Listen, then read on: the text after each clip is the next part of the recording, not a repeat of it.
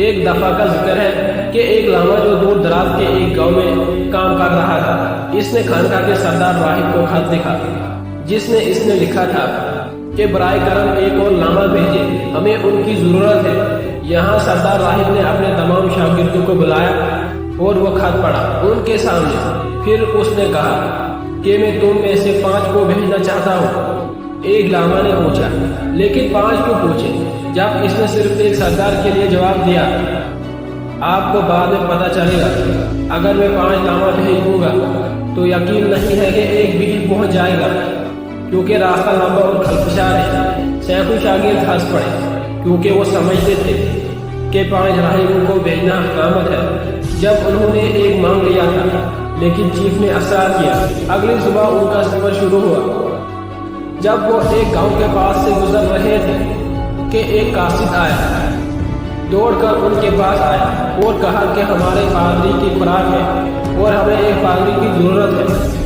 اچھی تنخواہ اور رہائش ہماری طرف سے دی جائے گی۔ گاؤں کافی امیر اور خوشحال لگتا تھا، تو ان میں سے ایک نے کہا کہ میں یہیں رہنا چاہتا ہوں کیونکہ یہ بھی بدھا کا کام ہے۔ میں جا رہا ہوں یہاں رہنے کے لیے، آپ 4 ہی کافی ہو کیونکہ خانقاہ میں صرف ایک کی ضرورت ہے۔ چنانچہ ایک راہب وہیں گرا۔ جب وہ بادشاہ کے باہر سے گزر رہے تھے جو گھوڑے پر سوار ان کے پاس سے گزر رہا تھا، اس نے ان کی طرف دیکھا اور ایک نوجوان راہب کو روکا جو تندرست اور تابناک نظر آ رہا تھا۔ اس نے اس سے کہا، ٹھہرو، میں اپنے لیے ایک نوجوان کی تلاش میں ہوں۔ بیٹی کی شادی کرنے کے لیے میں ایک دلہے کی تلاش میں ہوں اور لگتا ہے آپ بالکل ٹھیک ہے۔ کیا آپ میری بیٹی سے شادی کرنے کے لیے تیار ہیں؟ میری ایک ہی بیٹی ہے اور شادی کے بعد میری پوری بادشاہی آپ کی ہو جائے گی۔ نوجوان راہب کو یہ موقع ملا اور بانسنے کا اچھا موقع ملا اور راضی ہو گیا۔ بادشاہ کی فرمائش پر اس نے اپنے دوست کو الوداع کہا اور بادشاہ کے ساتھ روانہ ہو گئے۔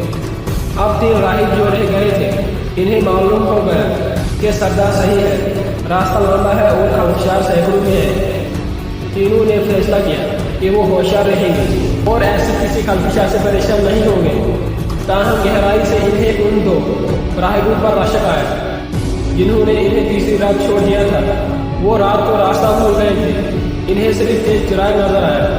وہ اس طرف گئے اور کسی طرح وہاں پہنچ گئے۔ جب انہوں نے اس نوجوان کو دستک دی تو ایک لڑکی باہر آئی۔ اس نے سلام کیا اور ان کا استقبال کیا اور کہا کہ آپ کو خدا نے بھیجا ہے کیونکہ میں اکیلی ہوں اور اپنے والد اور والدہ کے واپس آنے کا انتظار کر رہی ہوں، لیکن وہ واپس نہیں آئے۔ مجھے اکیلے ہونے کا ڈر ہے۔ برائے مہربانی میرے ساتھ رہیں جب تک کہ میرے والدین اگلی صبح واپس نہ آئے۔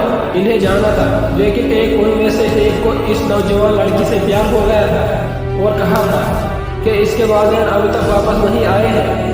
میں اس وقت تک نہیں جا سکتا جب تک اس کے والدین واپس نہ آ جائیں۔ باقی 2 نے اسے سمجھانے کی کوشش کی، لیکن اس نے 2 راہبوں کو سننے سے انکار کر دیا جن کو ساتھ لے کر چلے گئے۔ ان کا سفر اگلی صبح جب وہ ایک گاؤں کے پاس سے گزر رہے تھے، انہیں ایک ہجوم نے گھیر لیا کیونکہ گاؤں ملحد تھا اور بدھا کو نہیں مانتا تھا۔ انہوں نے انہیں چیلنج کیا کہ وہ بدھا کی بات کو سچ ثابت کریں۔ گاؤں کے ایک بڑے عالم پہنچے اور انہیں چیلنج کیا۔ ان میں سے ایک نے انہیں چیلنج قبول کیا۔ دوسرے نے پوچھا، تم کیا کر رہے ہو؟ کون جانتا ہے کہ ہمیں خانقاہ تک پہنچنے میں کتنا وقت لگے گا؟ راہب نے جواب دیا، چاہے میری ساری زندگی ضائع ہو جائے، میں یہیں رہوں گا اور چیلنج لوں گا۔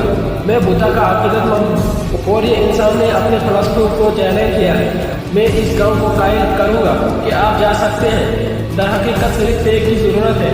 یہ صرف مہاتما بدھا کو چیلنج نہیں تھا بلکہ راہب کو اننا کے لیے چیلنج تھا، اس لیے وہ وہیں رہا اور آخر میں صرف ایک راہب اپنے منزل تک پہنچنے میں کامیاب ہو سکا۔ اگر ہم اپنی زندگی میں دیکھیں گے تو پتہ چلے گا کہ بہت سے لوگ اپنے لیے اہداف طے کرتے ہیں اور پھر وہ اپنے مقصد کی طرف بڑھنے کی کوشش کرتے ہیں، لیکن ان میں سے چند ہی اپنے مقصد کو حاصل کر پاتے ہیں کیونکہ اکثر لوگ اپنے راستے سے ہٹ جاتے ہیں۔ خلفشار جو ان کے راستے میں آتا ہے۔ اس لیے اگر آپ اپنی زندگی میں کامیاب ہونا چاہتے ہیں اور اپنے مقصد کو حاصل کرنا چاہتے ہیں تو اپنے راستے میں آنے والے خلفشار سے کبھی بھی نہ بھٹکیں، تب ہی آپ اپنا مقصد حاصل کر سکیں گے۔